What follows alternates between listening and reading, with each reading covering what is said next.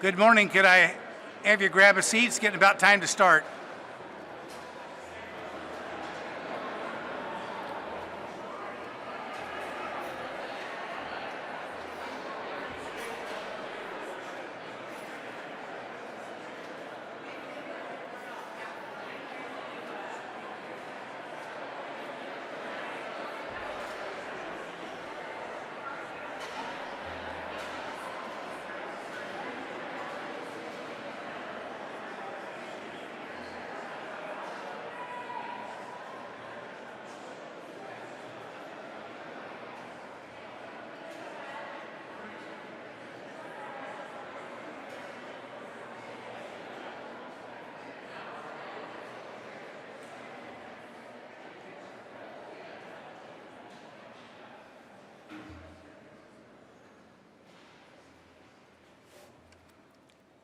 Good morning.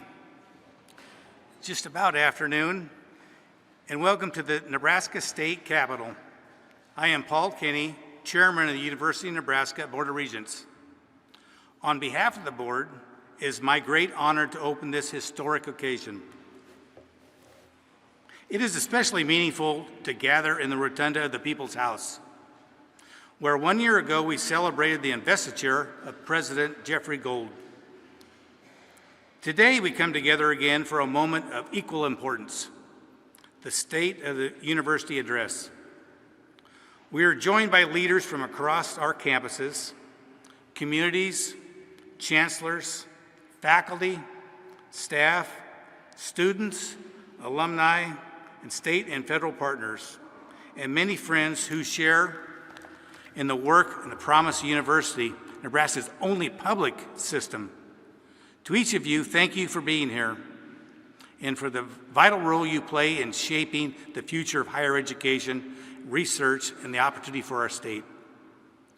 To begin our program, I would invite you to rise, remove your hats for the singing of the national anthem. Military members and veterans may render the salute. It is my privilege to introduce Chris Dixon, a sophomore in the School of Music at the University of Nebraska-Lincoln, who will lead us in the anthem.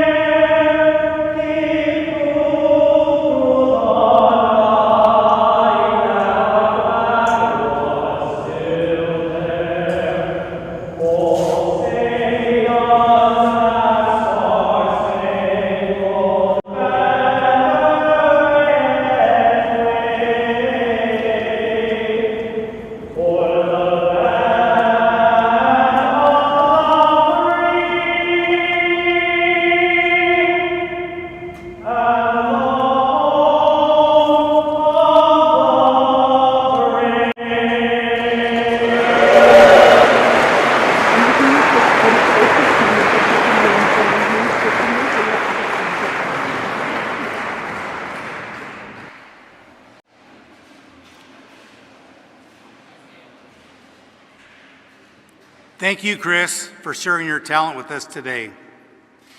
It is now my privilege to introduce the President of the University of Nebraska System. 1 year ago in this very rotunda, we celebrated Dr. Jeffrey Gold's investiture as the 8th President of the University of Nebraska. Since that time, Dr. Gold has led with clarity, vision, and a deep commitment to serving students, community in every corner of our state. He has challenged us to embark on what he calls the Odyssey to Extraordinary, reminding us that while Nebraska's public university is already excellent, it can and must be truly extraordinary in the years ahead. The State of the University Address is a moment to reflect honestly on our challenges and to celebrate the remarkable work of our faculty, staff, students, and to chart a bold course forward. Join me in welcoming the President of the University of Nebraska System, Dr. Jeffrey Golden.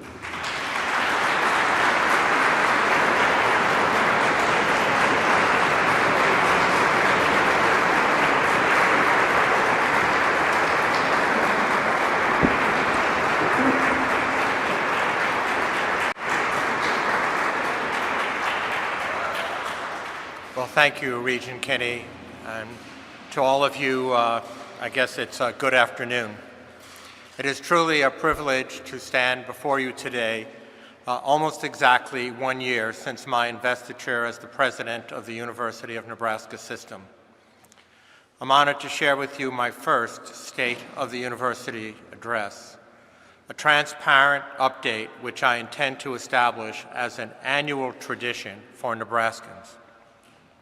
I do recall standing in this very place, the House of the People of Nebraska, and inviting you to join us on what we framed as an odyssey to the extraordinary. That phrase was not chosen lightly. It reflects a conviction that Nebraska's public university system, already very good and already excellent in many ways, has the potential and indeed the incentive to become something more, a university system that is truly extraordinary. So why are we here today, and what is the state of the University of Nebraska? As I answer that question, I wish to begin by recognizing and thanking all of the members of our Board of Regents, our chancellors and our vice presidents, as well as all of our elected officials who are here today, and particularly those that are joining us online. I'd like to extend my profound gratitude to our faculty, to our staff and students, and to our colleagues across the state and alumni across the globe, all of whom have placed their trust in us, have joined hands on this odyssey. The work each of you do every day constitutes a very tightly woven fabric of our university family.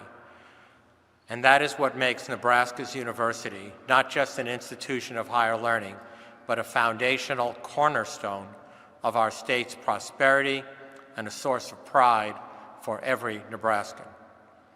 I'd like to particularly thank my family, all of whom have supported me as I work to support all of you. My family have all become Huskers, Mavericks, Lopers, and yes, Labs, and I'm glad, and so glad, that my family's been able to experience the state and the institution that I've come to love so much.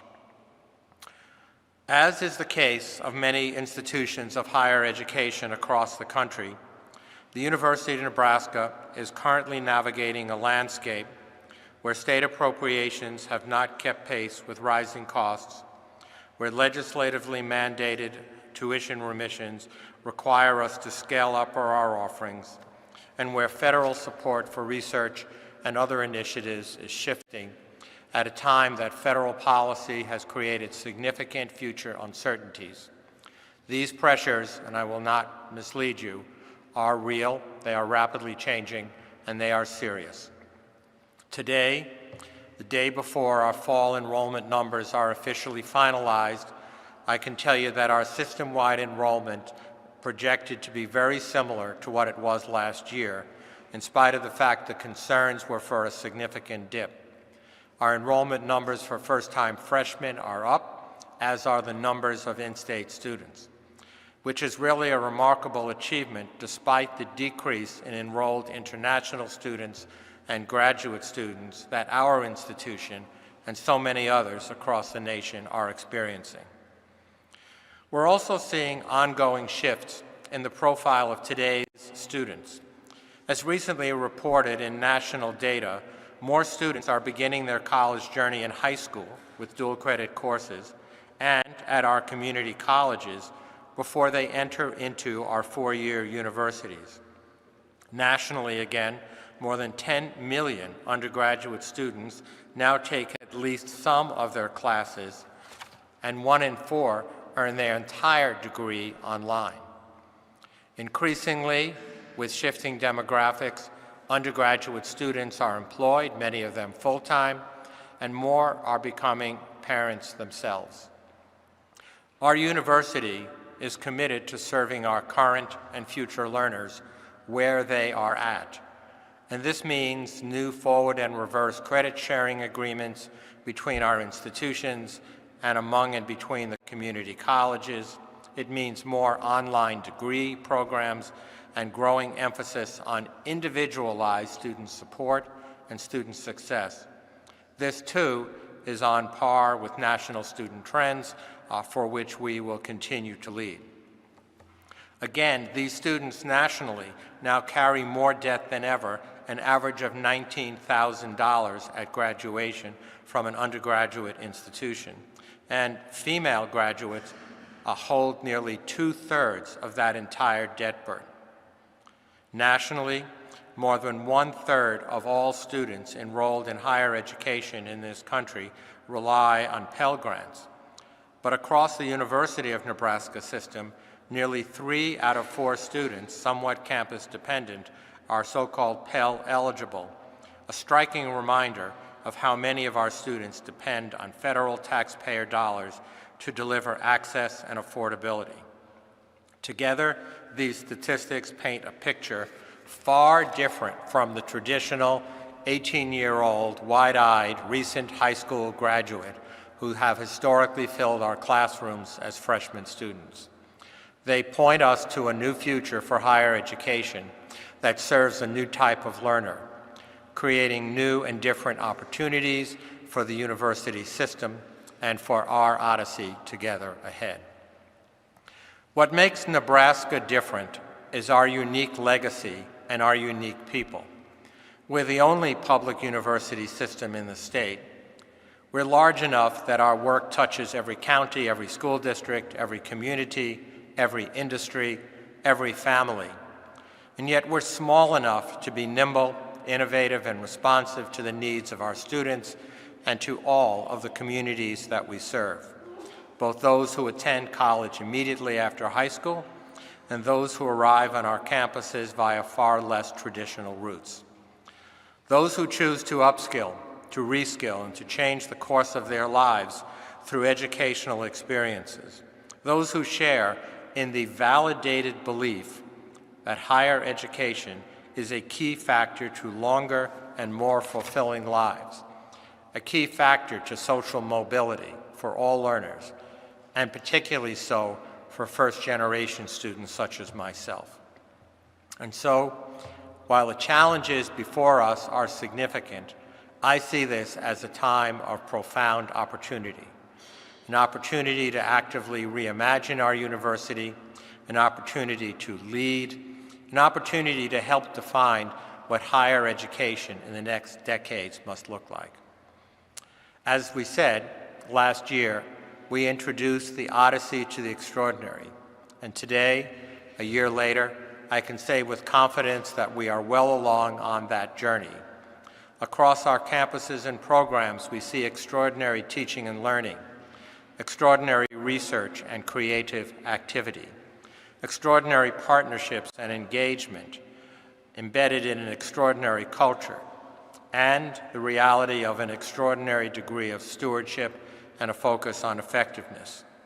These are the very pillars of our strategic plan. These pillars were built in partnership with our regents, with the community, and with the leadership teams of all of our campuses, and they're guiding our decisions, shaping our priorities, and holding us accountable to the vision that we set out together. So, let me share several examples of how these foundational pillars of our Odyssey are actually coming to life. First, among a few, in early June, we welcomed representatives from the Higher Learning Commission to both UNMC and UNL to finalize the process of joint accreditation of these two campuses, which began last fall, bringing our flagship campus in Lincoln and our medical center campus in Omaha together under a single accreditation framework will place us alongside our national peers. It will open the door to new efficiencies and dramatically increase opportunities for faculty and student collaboration. This is an ongoing process with multiple future steps, and we're deeply grateful to all of our campus leads, to the partnership with the Higher Learning Commission, and particularly to our interim provost, Dr. David Jackson. David, would you mind standing and let us thank you for all of this incredible hard work?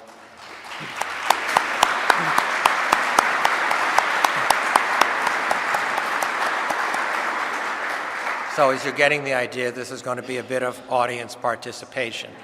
So don't doze off just yet. At the same time, we are advancing Project Health, a bold and forward effort to position Nebraska as a national leader in the academic health sciences. But this is not only about buildings and programs, it's about solving Nebraska's most pressing healthcare challenges. It's about addressing rural workforce shortages. It's about harnessing technology to improve outcomes. And it's about ensuring that the next generation of physicians, nurses, therapists, healthcare innovators, research scientists, and others are all trained and retained here in Nebraska for Nebraska.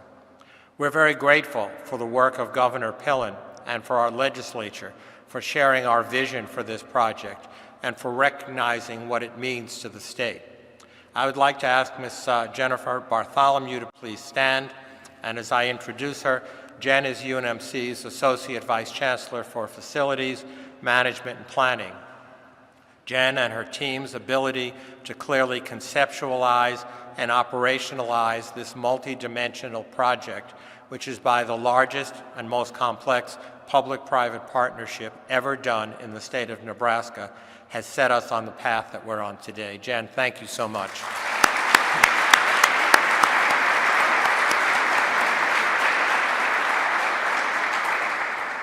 Nebraska Medicine, our clinical partner in UNMC, are also leading a first-of-a-kind clinical research trial that explores the use of, I'll get this right, allogenic CAR-T cellular therapy, I think I got it close, for the treatment of life-changing and a disabling condition known as multiple sclerosis, or simply MS.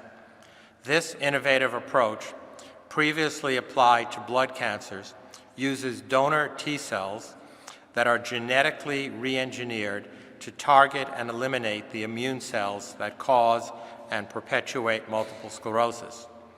It represents a major advance in efforts to address the root causes of all autoimmune diseases and has a great personal significance to me, as some of you may know, my mom tragically lost her life decades ago to a battle with MS at the prime of her life.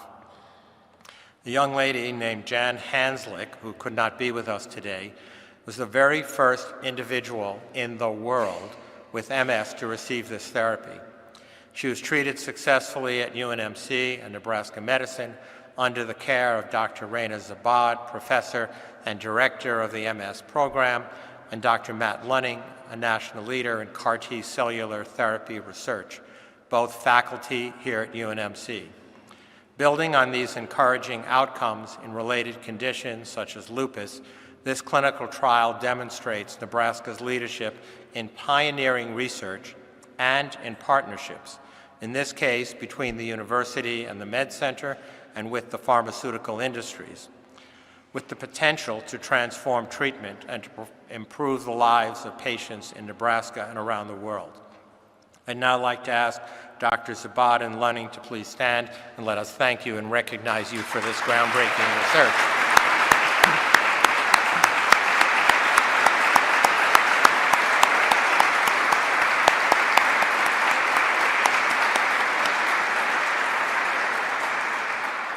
Thank you.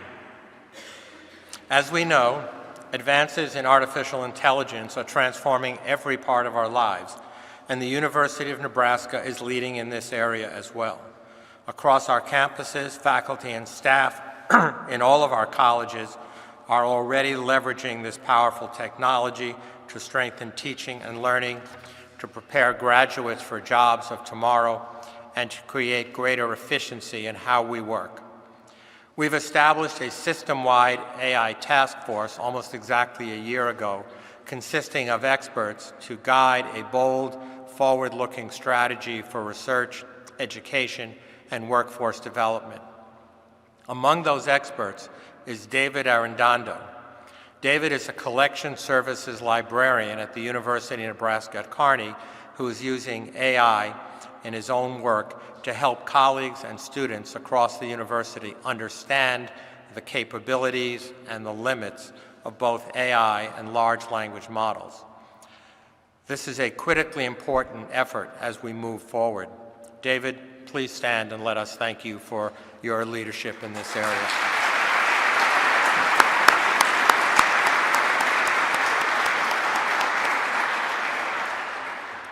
As embraced by our campuses and approved by the Board of Regents, we now have new undergraduate and graduate degree programs in AI, some of the very first in the United States, jointly developed and launched through a UNL and UNO partnership to build Nebraska's pipeline of talent.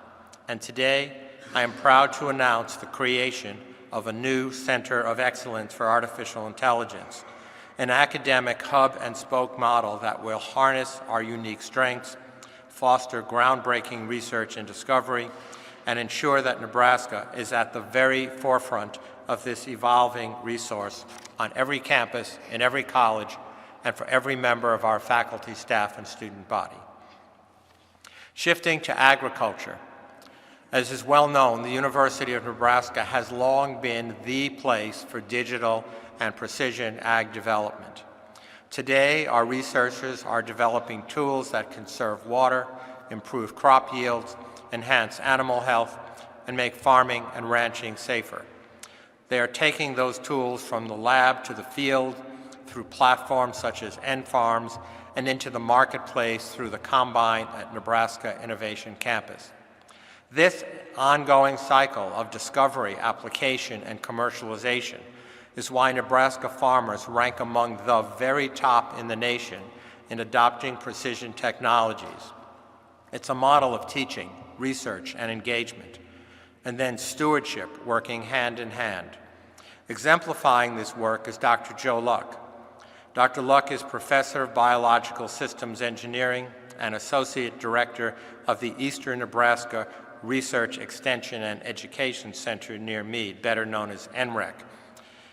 Dr. Luck leads the N-Farms team in harnessing ag data and using it to create new tools that add value for producers. As just one example, Dr. Luck's former graduate student, a young man named Jackson Stanzel, created a digital tool that harnessed satellite data and other precision data to help farmers identify when and where to apply fertilizer through their irrigation systems.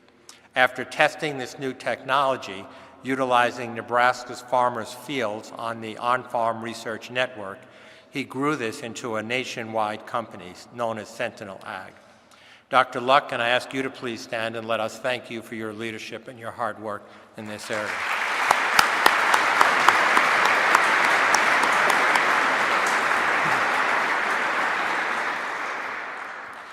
We are also leveraging Nebraska Extension as an engagement nexus for connecting the people of our state to their land-grant university system. A recent example actually comes from Lynch, Nebraska, a town of fewer than 200 residents that lost its only grocery store. With critical guidance from UNL's Nebraska Cooperative Development Center, led by Ms. Charlotte Nargis, the community came together to create the Valley Foods Cooperative. Less than 3 years after opening, the store has surpassed $1 million in sales. But its impact is far greater than dollars. The cooperative has become a vital source of affordable groceries, a hub of community connection, a driver of local economic activity, and a powerful reminder of the power of community. Extension professionals such as Charlotte serve as a conduit between the communities and the university, serve as a trusted resource and as a sounding board, problem solver, and a voice of encouragement. Perhaps fittingly, Charlotte is unable to be with us today because she's meeting with yet another group of community leaders, this time in Macy, Nebraska. But let's thank her for this hard work and the outreach.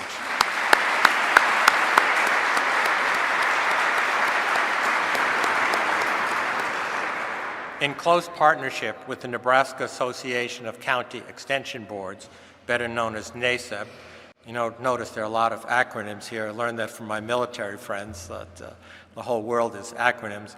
We're sharpening our focus to make sure that our expertise is deeper, our reach is wider, and our presence is felt in new ways. In all 93 of our counties. This means new partnerships with the Fred and Pamela Buffett Cancer Center, the Buffett Early Childhood Institute, and the Nebraska Business Development Center, among many others. Another example across our campuses we're always responding to is new and different workforce needs in creative ways. We provide access for large and small employers to the system-wide career currency program. Now, this has been a groundbreaking partnership between the university and local employers. It allows employers and their dependents to pursue new degrees and new skills as part of their employee benefits, very similar to healthcare and other employment benefits. This enhanced system-wide coordinated approach will help our partners, such as Union Pacific, who was our first corporate partner back in 2018, to recruit and to retain talent to strengthen companies, recruit new businesses, build careers, and to create a more competitive workforce. This is an extraordinary partnership and extraordinary stewardship at work. Exemplifying extraordinary teaching and learning is one of this year's Presidential Excellence honorees, Professor Timothy Schaffert. Professor Schaffert grew up right here in Nebraska.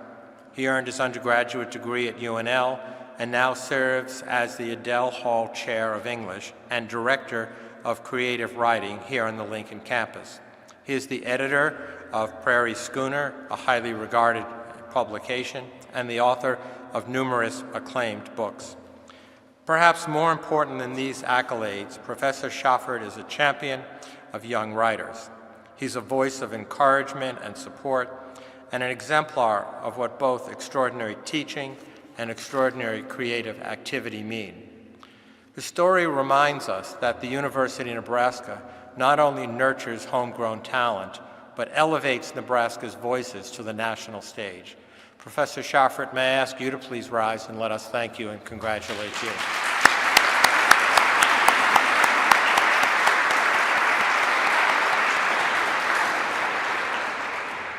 As our partnerships with state and federal leaders continue to grow, together we are advancing research in medicine, in agriculture, in defense, cybersecurity, and many other areas. These collaborations not only strengthen our university, but they also strengthen Nebraska's competitiveness on the national stage. Perhaps two of the most powerful examples of this extraordinary partnerships that strengthen our university and our growing collaborations include the United States Department of Defense and the United States Department of Homeland Security. We are dramatically expanding our partnerships with these at the highest levels of active military leadership as well as the National Guard. Through the vital work of our Air Force Sea Stars Omaha program at UNMC, we're preparing the military sector to both perform and receive the highest quality of care in the domain of highly hazardous communicable diseases. This is the only center of excellence in the country. This effort will save lives on the front lines as well as here in the homeland. Then through our NSIGHT program, we are national leaders in homeland security. These programs not only advance military, medical, and national readiness, but they also further strengthen our reputation as a leader in both medical innovation, national terrorism defense, and others. I want to specifically recognize Major General Craig Strong, Colonel Elizabeth Schnabelt, and Dr. Gina Ligon, whose vision and championship of these partners has helped bring them to life and make them vibrant. These capabilities at the University of Nebraska are truly unique. And through collaborations like this, we are building a healthier, safer, and stronger future for Nebraska and for our nation. Colonel Schnabelt, Dr. Ligand, and General Hargens, representing the Nebraska National Guard, can I ask you to stand and allow us to express our gratitude for wearing the cloth of our nation.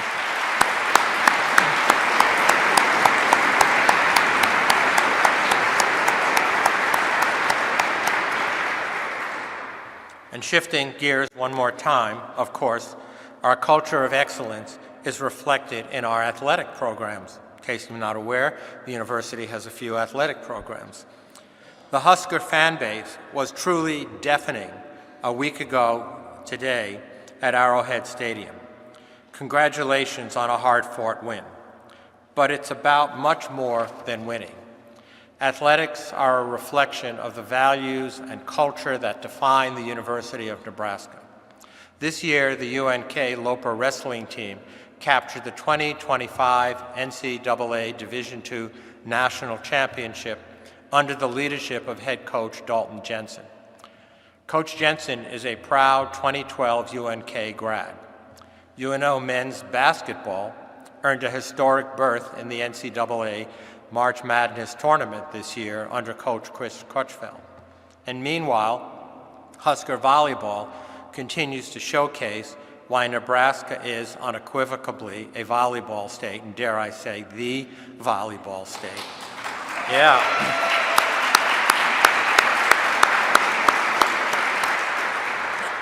The return to her home of Coach Danny Busboom Kelly, a Nebraska native, former national champion herself, and standout Husker, has elevated an already storied program, reinforcing a culture of discipline and leadership that resonates far beyond the court.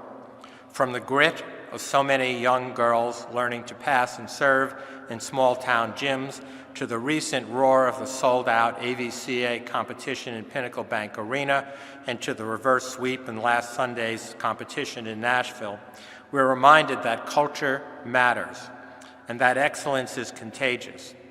These programs and others across our campuses are products of an environment that celebrates the very core of what the university stands for: hard work, genuine teamwork, integrity, and pride in the state of Nebraska. Their success inspires us all to aim higher. Coach Jensen, can I ask you to stand and let us thank you and congratulate you on an amazing season. Thank you for being with us.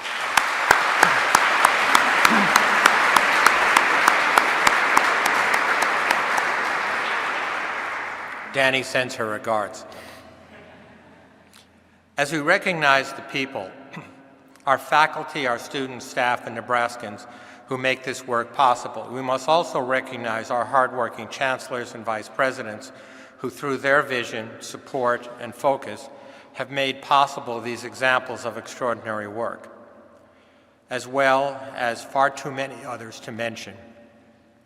Thank you to our chancellors, thank you to our assistant vice presidents. If I could ask all of you just to stand to let us express our thanks to you for all of the hard work.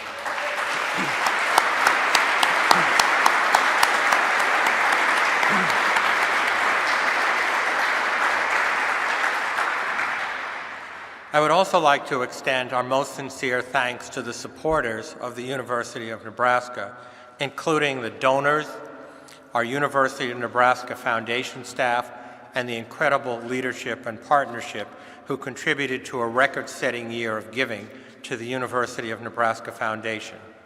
While donor support cannot ever replace sustained state and federal support, underscore cannot replace sustained state and federal support, it does drive innovation and it does drive progress in specific areas of high impact.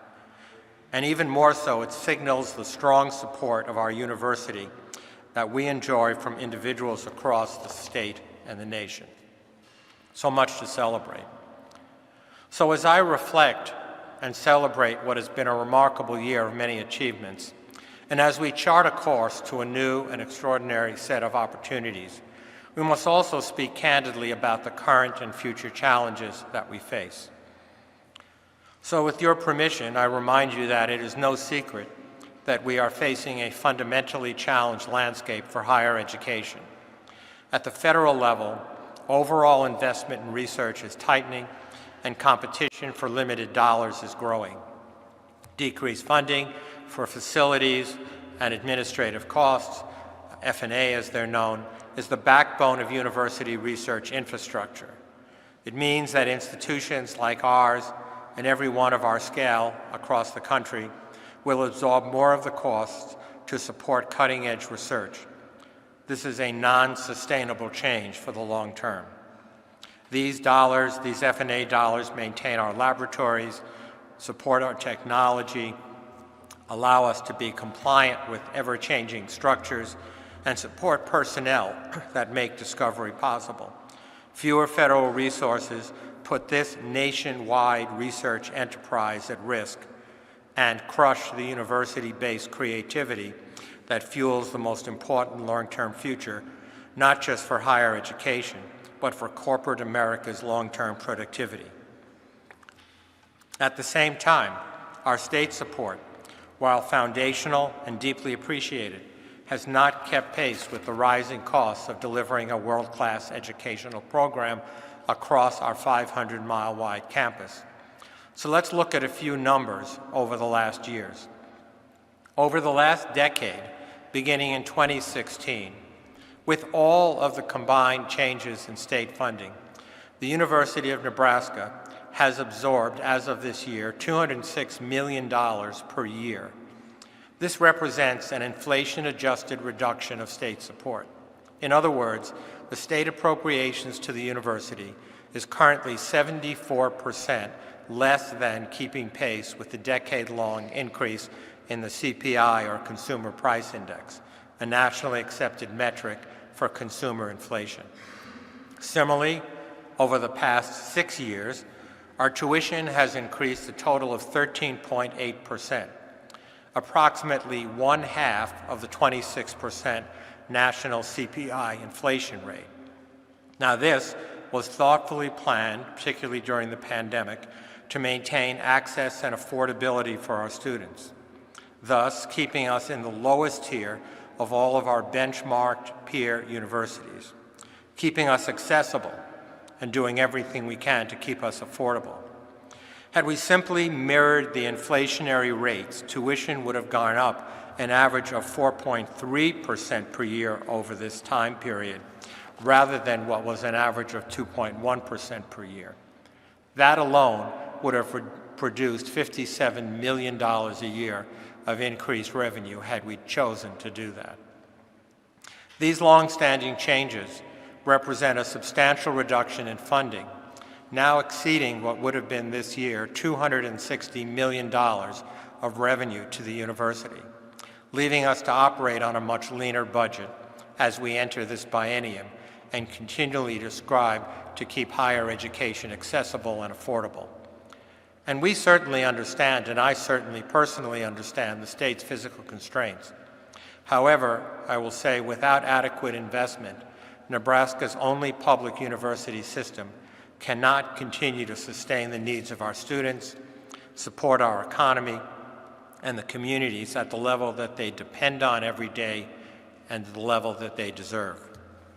This year, all 4 campuses in our system are taking significant steps to address budget challenges. UNMC, by example, has overseen a $9.1 million reduction, redirecting funding to sustain the university's research enterprise as a result of federal funding shortfalls. UNK announced in August that campus leaders will identify $4.5 million in cuts over the biennium, and UNO also outlined a $1.9 million reduction. Here on the UNL campus, processes are in place to reduce expenditures by much more, by $27.5 million. These sums, particularly the latter, addresses both a recurring structural deficit and their projected annual shortfall. Together, these reductions, along with the cuts to the system offices, total over $40 million of additional budget cutting this year. These ongoing budget reductions are incredibly painful, and they'll be felt across all of our campuses, by our faculty and staff and students, but they are necessary for a sustainable and viable future, forcing us to prioritize, to be strategic. By December, the University of Nebraska Board of Regents will review and vote on all of the proposed academic reductions and structural changes that reflect the academic and administrative financial realities we face today and allow us to maintain the quality, underscore maintain the quality, and the affordability of our academic programs. These are not decisions we take lightly. They reflect months of careful analysis, consultation, and reflection. But they are rooted in our responsibility to be prudent, data-driven, and stewards of taxpayer, tuition, and philanthropic dollars. And they're made with a deep commitment to protecting the core strengths that define the mission of the University of Nebraska. But make no mistake about it, we cannot cut our way to excellence, and certainly we cannot cut our way to our extraordinary destiny. This approach to stewardship alone will not carry us forward. For Nebraska to thrive in an increasingly complex and competitive world, our state must continue to invest boldly in its only land-grant university system. Consider what ongoing investment in our institution means to the economic prosperity for the state. 2 years ago, by third-party analysis, we generated $6.4 billion of annual economic impact, returning $10 for every dollar of state money invested. We educated 1 in 7 working-age Nebraskans. And then together with our academic medical center partners, we represent just under 9% of the entirety of Nebraska's gross domestic product. We fuel industries from agriculture to healthcare, from defense to education.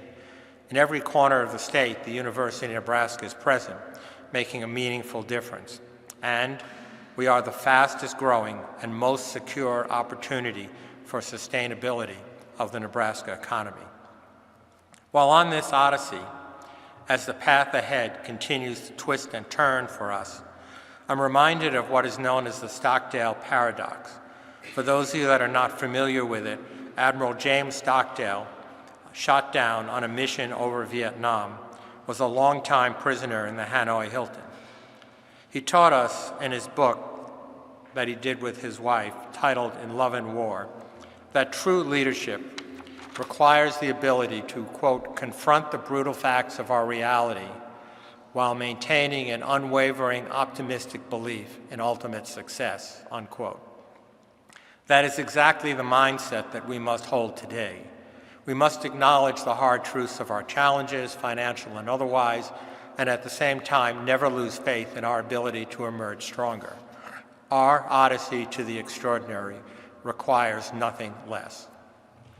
The University of Nebraska holds a unique place in higher education. We are more than of sufficient scale to shape our own future, and we are operating and organized in ways to stay nimble and capable of making timely and wise decisions.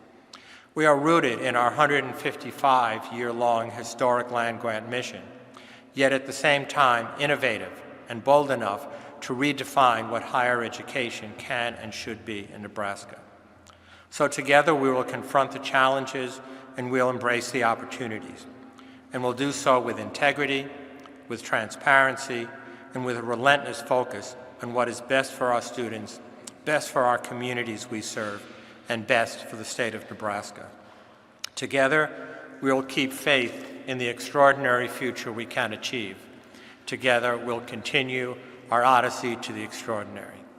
Ladies and gentlemen, I remain deeply honored and humbled to join you on this odyssey, and thank you for the privilege to do so. Thank you.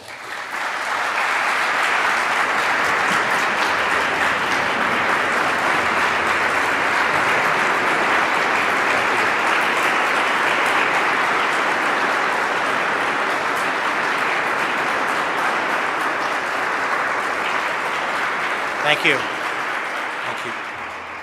And now it gives me great pleasure and a great honor to introduce the UNL University Singers, conducted by my colleague and friend, Dr. Peter Eklund, who is professor and director of choral activities He's accompanied by Dr. Paul Haar on the soprano saxophone, and they'll be performing the song One Voice that you may have heard performed at the inauguration of the 47th President of the United States in the capital of our nation. This piece reminds us that while each of our campuses, our programs, and people bring different perspectives, together we create a single, unified chorus. That spirit of unity is the foundation of the University of Nebraska. It is what allows us to rise to challenges, to seize opportunities, and to serve every student and every community across the state. Professor Eklund, it's all yours.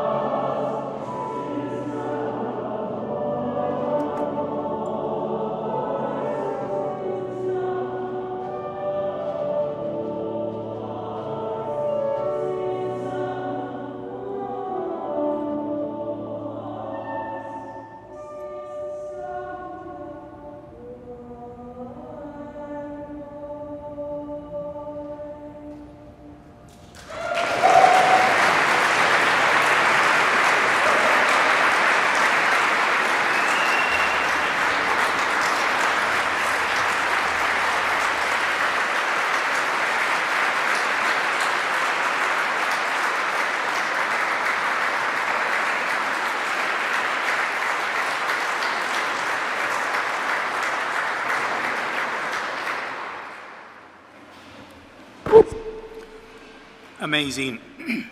That was a beautiful performance. Please join me in thanking the members of the UNL University Singers, conductor Peter Eklund, and saxophonist Paul Haar.